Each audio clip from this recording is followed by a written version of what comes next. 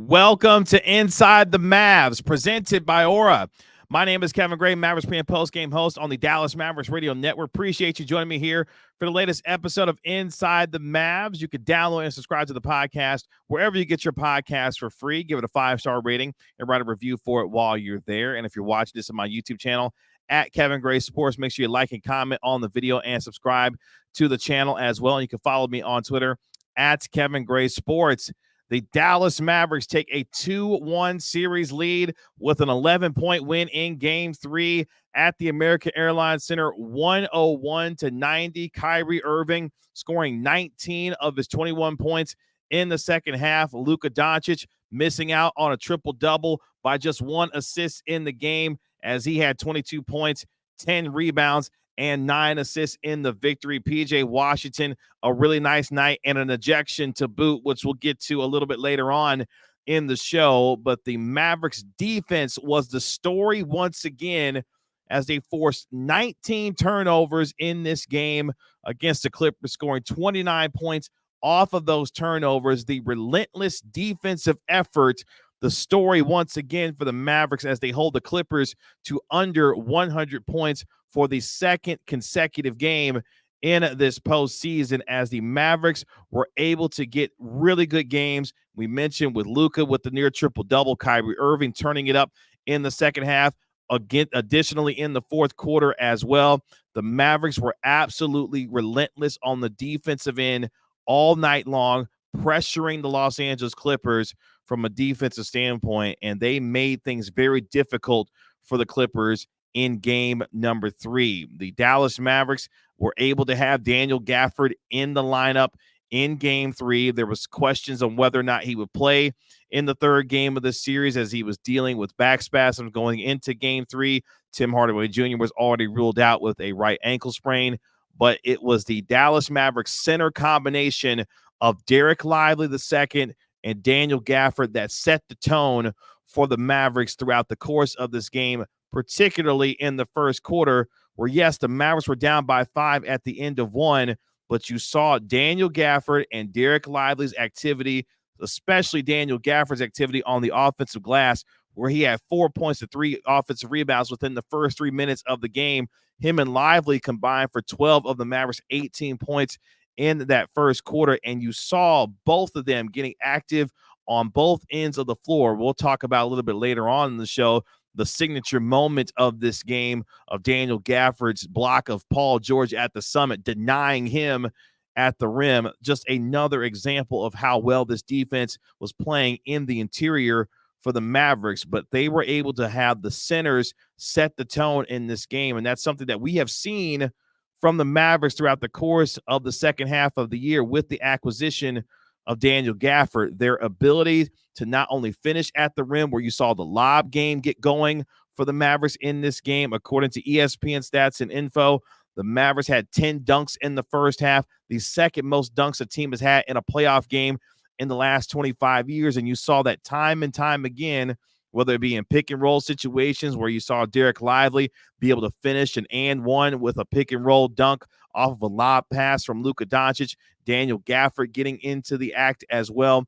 There were a lot of things that you loved to see from the Mavericks in this game, some of which I said during the pregame show that would need to be key for the Mavericks to win game 3. Number one being they had to speed up the Los Angeles Clippers in this game. We know that the Mavericks have been a top 10 pace team all season long. The Clippers are very methodical with their offense, at times maybe a little bit too slow to get into actions, and the Mavericks were able to get out in transition. They were able to speed up the pace on the Clippers, and dare I say, and I tweeted it at Kevin Gray Sports on Twitter, that the Mavericks looked younger, they looked more athletic, they looked quicker, they looked faster, and dare I say, made the Clippers look slow and old in game 3, based on the way that the Mavericks were pushing the envelope throughout the course of game 3. And you give a lot of credit to a guy like Josh Green. Josh Green, with a lot of energy, with a lot of hustle, making plays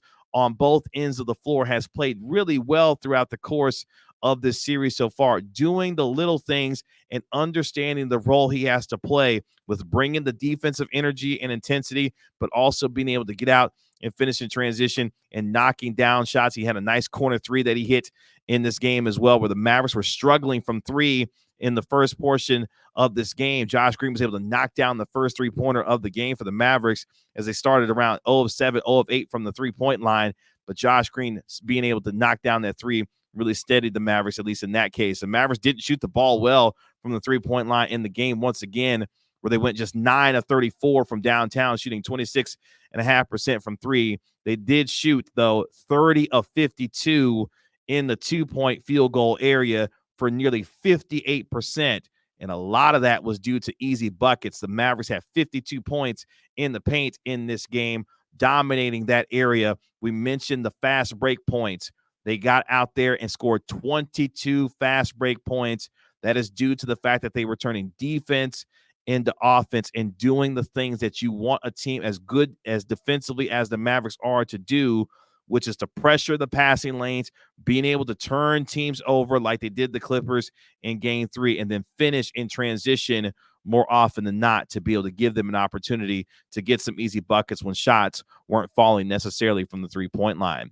More on Game 3's victory as the Mavericks get a pivotal win in Game 3 to protect home court in the third game of this series. But before we get there, let's hear from today's sponsor of our video and our podcast today, and let's hear from Aura. Today's video is brought to you by Aura. Do a Google search on your name and email address to see how much information comes up about you.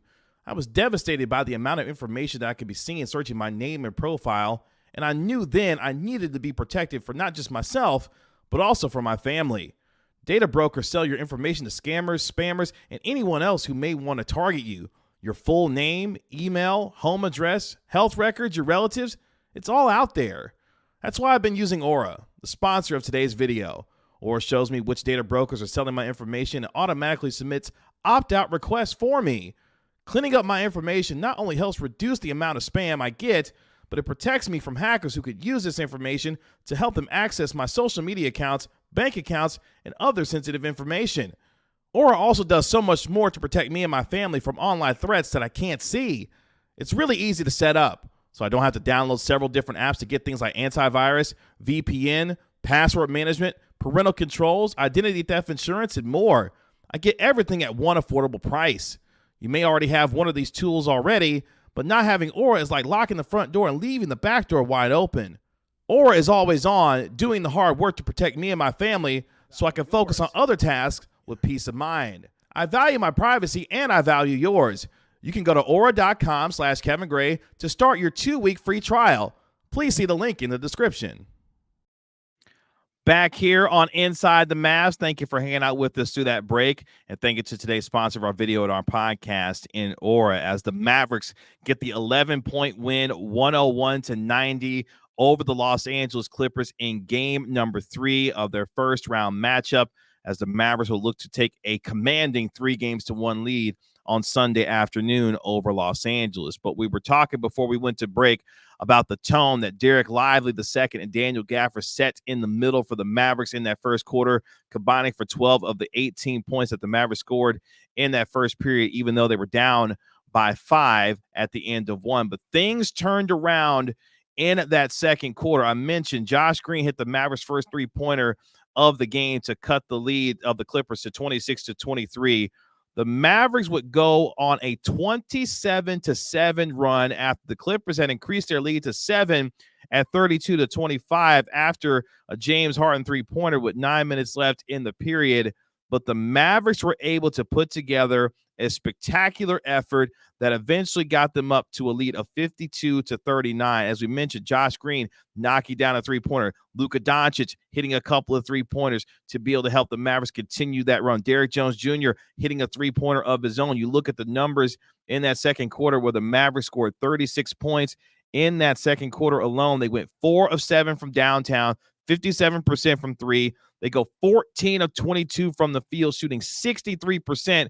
And you saw the big contributors, particularly Luka Dončić, who had 12 points, was a plus 18, of course, in that second quarter. Again, Dereck Lively II getting a layup with the foul in the hoop and the harm. He wasn't able to complete the three-point play, but again, getting active in terms of working out and being able to get things finished at the rim. He was a perfect 6 of 6 from the field in the first half. We mentioned throwing down the alley-oop off the pass from Luka Dončić. What had been missing so far in this series was the vertical game of the Dallas Mavericks, which we had known for them to come to be doing during the second half of the year with the acquisition of Daniel Gafford to go alongside Dereck Lively. That returned in a big way in game number 3. And what I loved about what the Mavericks did offensively, they remained aggressive in getting after Paul George, getting him into foul trouble in this game. He was not able to get into any kind of rhythm on either end of the floor. And for obviously the Clippers, Kawhi Leonard looked like a shell of himself once again in game 3. You could tell that his knee just wasn't right in this game, only playing 24 minutes. He had 9 points, was a -4. Paul George in the game, 30 minutes, was just 3 of 11 from the field, 7 points in the game, had the 5 personal fouls.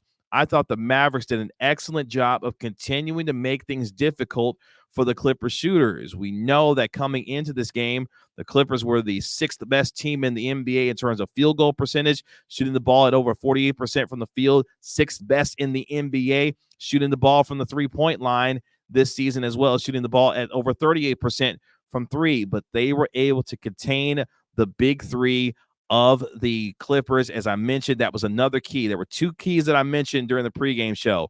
Number 1, speeding up the Clippers and getting out in pace to get them out of their rhythm and make the game faster than what they wanted to play in game 3, but also guarding the big 3. The Clippers, in terms of Paul George, Kawhi Leonard, and James Harden, on average this season, combining for 61 points per game between the 3 of them. In this game, Paul George had 7. Kawhi Leonard had 9. That's 16. James Harden had 21. So we're talking about just 37 points between those 3. If you're holding that group to under 45 points in a game, you're going to give yourself a lot of opportunities to win, even with the big numbers that a guy like Norman Powell had with 21 points. Ivica Zubac had 19. It didn't necessarily matter because you contain the individuals who can have a dramatic effect on these games, and the Mavericks did an excellent job of that, particularly in the second quarter, where they held the Clippers, when you go back and look at the numbers, to just 18 points in that period. But overall, the Clippers shot just 35% from the field. Yes, they went 4 of 9 from the three-point line, but those were 4 of the 7 overall makes that they had was from deep, as they shot 44% from 3. But they held the Mavericks holding the Clippers to just 3 of 11 from 2-point range for just 27%. That job that PJ Washington, Derrick Jones Jr., and this entire interior of this defense with Gafford and Lively was simply sensational once again, staking them to that 27-7 run as the Mavericks shot 63% from the field in that second quarter and 4 of 7 from downtown. Luka Dončić pacing them with those 12 points. That was the turning point of the game, that 27-7 run to give the Mavericks what would be a 13-point lead at halftime. Dereck Lively's defense, as we mentioned, was great. He had that great block on Terrence Mann, knocking it off of Zubac at the 5-minute mark of the second quarter. He was dominating on the offensive glass, the second chance points. The Mavericks doing a lot of gang and team rebounding in this game to give them multiple opportunities at easy baskets. A total, complete, and team effort for the Mavericks in game number 3. On to the second half, though, as we look at the way things started. Mavericks were up by 13 to begin the second half, got their lead all the way up to 18 at 63-45, but the Clippers, they made a run of their own, going on a 17-5 run. They cut the lead to 6 at 68-62 as they were able to get that to a 6-point deficit with just under 2 minutes left. But you give a guy in Maxi Kleber a big shout out. He was able to extend the Mavericks lead back to 14 a little early on in the period, where he hit a three-pointer that gave them a 68-54 lead. But then Kyrie Irving was able to get things going in that third quarter, scoring the final 8 points of that period, which I thought was crucial for them, for Kyrie Irving to get things going after only scoring 2 points in that first half. He was able to really get things going offensively. Daniel Gafford was able to end that 17-5 run with a really nice spinning layup to give the Mavericks their 8-point lead back. but Kyrie Irving really took over, especially in that third quarter. Again, it was interesting because Kyrie had picked up his fourth foul with 9.5 minutes left in the third period. Paul George had picked up his fourth foul with 9 minutes left in the third quarter, but Kyrie Irving was the one to respond, to be able to help out his team, and you saw the variety of scoring that he was able to do.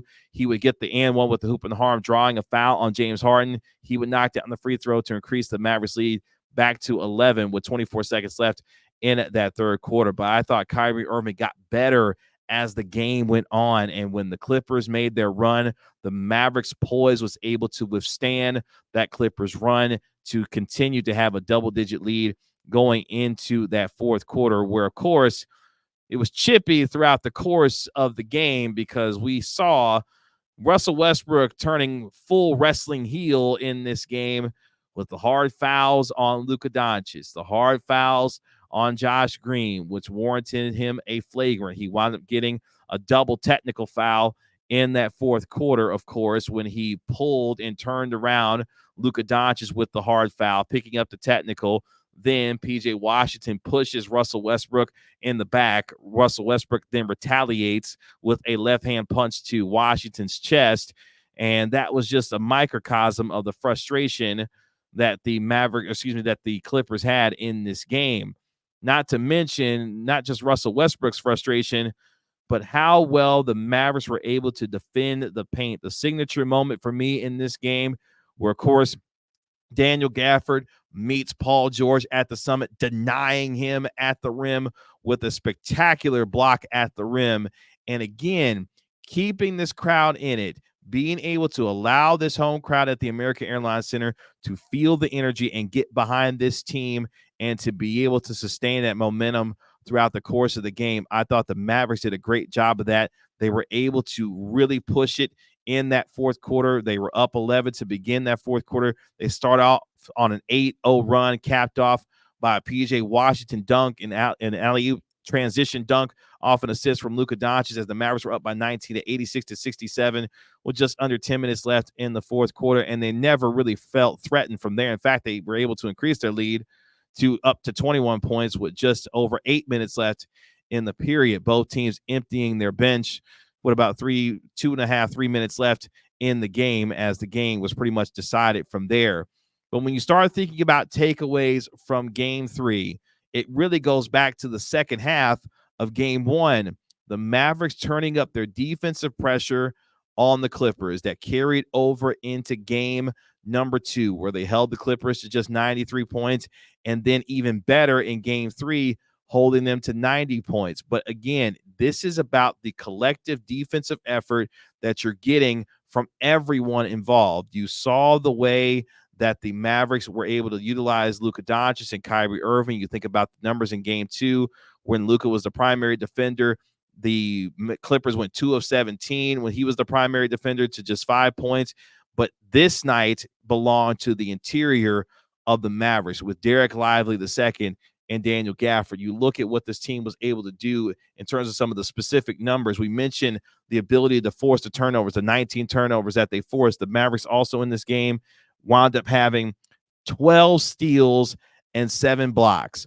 Active hands in passing lanes, causing deflections, being able to get block shots and knocking the ball off Clippers offensive players out of bounds to create extra possessions, and then running and finishing in transition based off of the easy buckets and turnovers that they were able to create.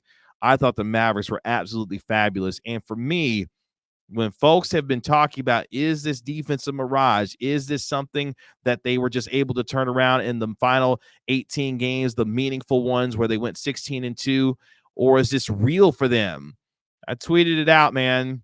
This Mavericks defense is real, and if you didn't know it, then you know it now. This team is together. They're communicating. They're playing for one another on the defensive end. Jason Kidd talking about how the communication continues to remain high on that end of the floor, and they are playing as a cohesive unit. No matter how you shoot or how you score in a playoff game where the Mavericks continue to struggle from the three-point line, we mentioned a little bit earlier, shooting just 26.5% from 3. What continues to be consistent for this team, which I did not think was going to be the case for this team this season, is what they're doing on the defensive end. And they're continuing to put themselves in positions to not only be able to rotate well, but also finish plays and not allow the Clippers to have extra possessions by doing what they need to do as far as the defensive glass is concerned. Yes, I know the Clippers out-rebounded them by 5, 41-36 in this game, but that's well within the margin of error, if you will, for the Mavericks to be able to win a basketball game. When they're within 3 to 5 in terms of the rebounding margin, they give themselves great opportunities to win games. But when you look at the turnover department, when you're a plus 10 in the turnover department, a plus 15 in terms of points off of turnovers, you look at the points in the paint, you were also a plus 14 there. Fast break points, you were a plus 7. You're winning in the hustle categories when we're talking about the little things that you've got to do to win playoff games. And the Mavericks, for the second consecutive game, have done that. And if you're looking at confidence about this team and how they're continuing to play while you're hoping that the three-point shooting continues to come along, what they're doing on the defensive end is stifling a team that's as good as any in the NBA offensively, and they're making them look rather ordinary and frustrating them to the point where you're seeing the uncharacteristic nature of what these guys are doing in terms of the Clippers, in terms of getting frustrated. Russell Westbrook can be a little bit of a hothead at times, but at the same time, getting these Clippers to get outside of themselves in terms of the game that they play, that's what the Mavericks are doing. And for the Mavericks themselves to keep their composure for the most part in game 3, where we see things start to get chippy. Another one of my favorite moments in this game, you see PJ Washington standing at midcourt, standing on business for his Mavericks team, not allowing the Clippers to punk them and to try and get them into a game that they don't necessarily want to play. And that is the sign, ladies and gentlemen, of a maturing basketball team. I've mentioned it on previous episodes when it comes to this Mavericks team, a maturing basketball team, one that's growing and learning how to play in these moments. They were able to utilize it during the regular season where they went 23-9 in the clutch, and you saw them playing with the type of poise in those moments. They are now carrying that over into the postseason where things get chippy, they get tight, things can get a little bit frustrating when calls aren't necessarily going your way, but the Mavericks are allowing the game to continue to come to them. And Jason Kidd, as he likes to say, the Mavericks are working the game to their advantage, and they're doing so with the execution on the defensive end that has been fantastic so far over the last couple of games. And again, you give credit to guys like Josh Green, who continue to play with the energy and hustle on both ends of the floor. I know Dante Exum is struggling right now, but other guys are picking up the slack, particularly P.J. Washington, Derrick Jones Jr., and in this case, Josh Green in game number 3 to help Luka and Kyrie. Luka and Kyrie combining for 43 points in this game. Luka Dončić having a near triple-double as he continues to not shoot necessarily well so far in the series. When you look at Luka's numbers, especially in game number 3, he went 7 of 25 from the field, 3 of 13 from downtown, had a little bit of a scare early on in the first half where he was holding his right leg, had to go over to the scorer's table, wound up getting the leg taped up and looked to be okay from a physical standpoint. But Luka hasn't shot the ball necessarily great so far in the series. And if you're a Mavericks fan, you take some confidence, some solace in that even though Luka has struggled in terms of some of the quote-unquote offensive numbers, he's doing the other things to help his team win games. And a perfect example of that, of course, is what happened in game number 2. And even in this game, he was able to have a couple of steals for the Mavericks as well. So, again, another terrific win for this team as they are now up 2-1 in this best-of-7 series. They look like the more athletic team, the quicker team, the faster team. And dare I say, for a team that has several players not having a lot of postseason experience on their team, the more poised team so far. Yes, I know they've got Luka and Kyrie and Max who have been there in playoff situations as well. But Dereck Lively, I want to make sure that we emphasize what Dereck Lively did in this game, going 6 of 8 from the field with a couple of block shots.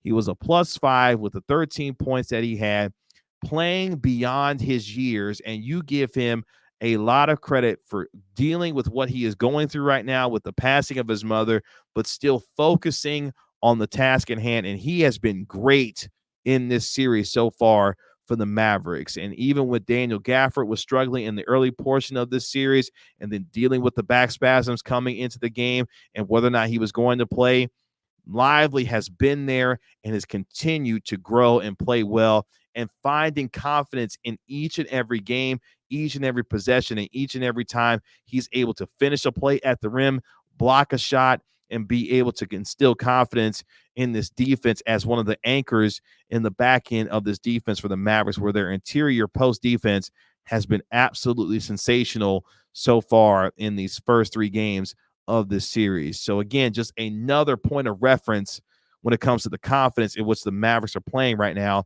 on both ends of the floor. And here's where things get scary.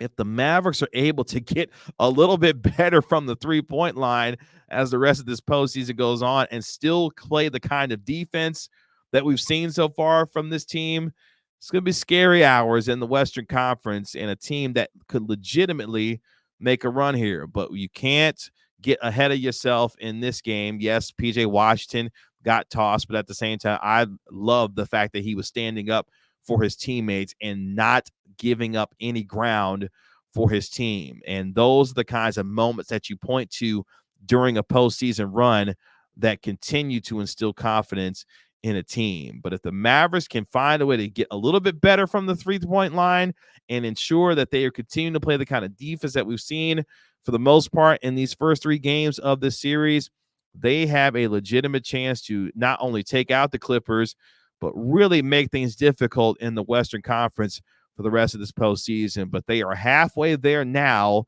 having won 2 of the first 3 games. They'll look to take a commanding 3-1 lead on Sunday over the Los Angeles Clippers. And the Clippers, if you're a Clipper fan, which I doubt if you're watching this, you got to find a way to somehow combat the athleticism, the quickness, and the speed at which the Mavericks are playing with, and more importantly, the confidence at which they're playing with, because they're showing a lot of it right now, and it's growing by the game, by the day, by the moment for this Mavericks team, given who are they being led by in terms of Luka Dončić and Kyrie Irving. And again, Kyrie continuing to show up in the second half, had 19 of his 21 in the second half, was great in the fourth quarter, being able to put things away with 11 points that he had. Luka had the 12 points in the third. Kyrie had 11 in the fourth and really was able to help this team do what they needed to do to get this 11-point win at home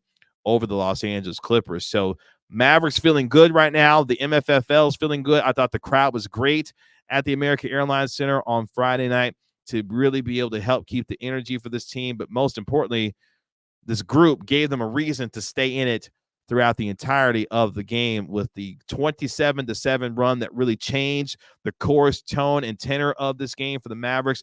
And again, you saw that in game number 2, where they used that 14-0 run in the fourth quarter to help them get the win in game 2, using a 27-7 run in the second quarter of game 3. 2 huge pivotal runs in this series to help get the Mavericks where they are right now, up 2-1 in the first 3 games of the series, with game 4 on Sunday. We will see how the Mavericks respond to this. Can they continue to build off of the momentum that they've been able to bring? Because now they have held serve, at least in the first game. You can expect the Clippers to come out trying to get themselves the split before they go back for game number 5 a little bit later on this coming week. But huge win for the Mavericks. Another confidence-boosting win. And in a postseason so far in the first 3 games, where the defense and the physicality of the Mavericks continues to be the story. I can't believe that I'm saying that based off of what I thought this team was going to be doing from a defensive standpoint at the beginning of the year to where they are now. They are physical, they are nasty, and they are defending at an extremely high level. And most importantly, they're doing it when it matters most, and they're doing that in the postseason. Mavericks get the 101-90 win in game number 3 at the American Airlines Center. They'll look to take a 3-1 lead on Sunday over Kawhi Leonard and the Los Angeles Clippers. Tip-off will be at 2:30 p.m. on Sunday afternoon. That'll do it for this episode of Inside the Mavs. Really appreciate you supporting the Inside the Mavs podcast. You can find the podcast wherever you get your podcast for free on iHeartRadio, Apple Podcasts, Spotify, and wherever you get your podcast for free. If you're watching this on my YouTube channel, please like and comment on the video as well. Make sure you're subscribing to Kevin Gray Sports here on YouTube. I am your Mavericks pre- and post-game host on the Dallas Mavericks Radio Network. We'll have game recaps and podcasts and videos after each and every playoff game this postseason right here on Inside the Mavs. But again, Mavericks up 2-1 after getting a huge win, 101-90 over the Los Angeles Clippers, crushing them with their defense to be able to take that 2-1 series lead. I'll talk to you after Game 4 when the Mavericks take on the Clippers on Sunday afternoon. My name is Kevin Gray, Mavericks pre- and post-game host on 97.1 The Freak on the Dallas Mavericks Radio Network. We'll talk to you later. Peace.